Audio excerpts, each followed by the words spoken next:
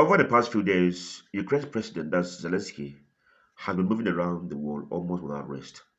First, he was in USA talking to Donald Trump's team about that peace plan that the US wants to push through.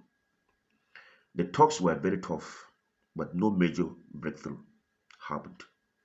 In fact, Zelensky said straight up that it was constructive but not easy.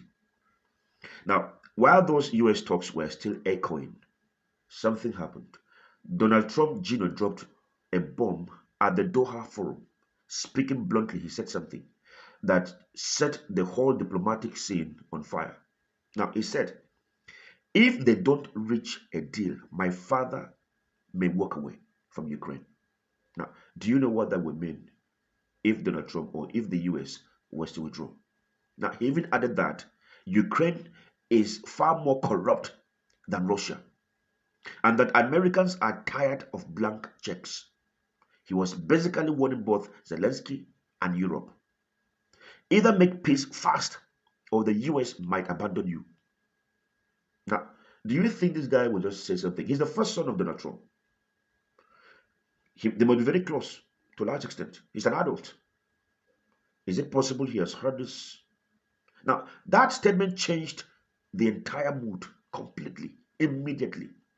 Now, right after that, meeting with the US team, Zelensky left straight up to London. That was yesterday, being 8th December 2025, where the leaders of the UK, France, and Germany, that's Starmer, Macron, Mars, were all waiting for him patiently.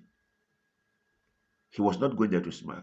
He came because of the pressure coming from Washington, and especially what Trump Jr. said. Now, in London, the Europeans tried to show him some kind of unity. They told him, hey, we still support you, but how?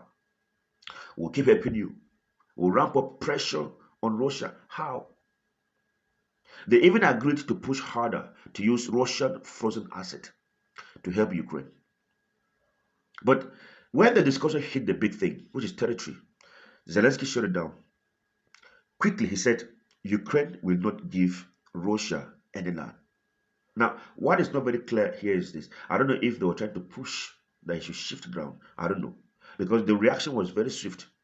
And that meant that the US peace plan, which has some uncomfortable ideas inside, was not going to pass as written.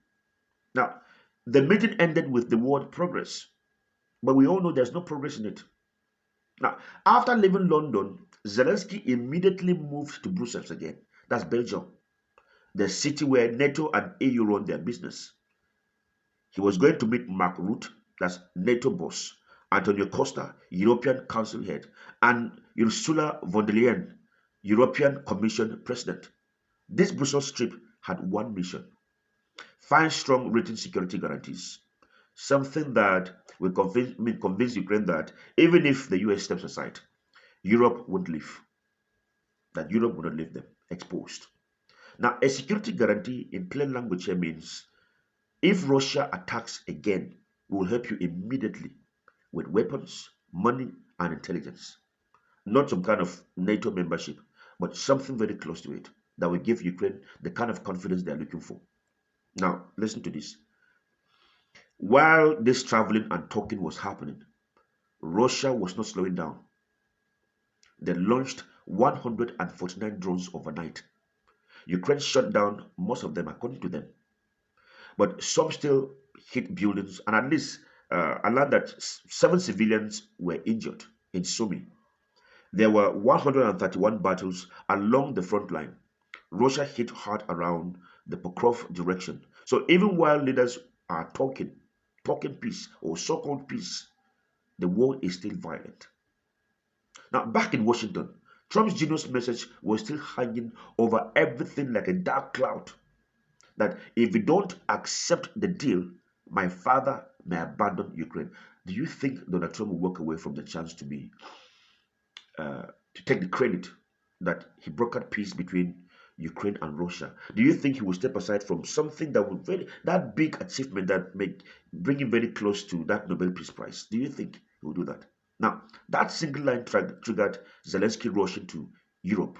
London leaders reinforcing support, a push for tougher sanctions, on Russia, a new version of the peace plan being drafted by Ukraine, a horrid Brussels meeting with NATO and EU bosses, fears across Europe that the US may step back, and fresh urgency, long-term security guarantees.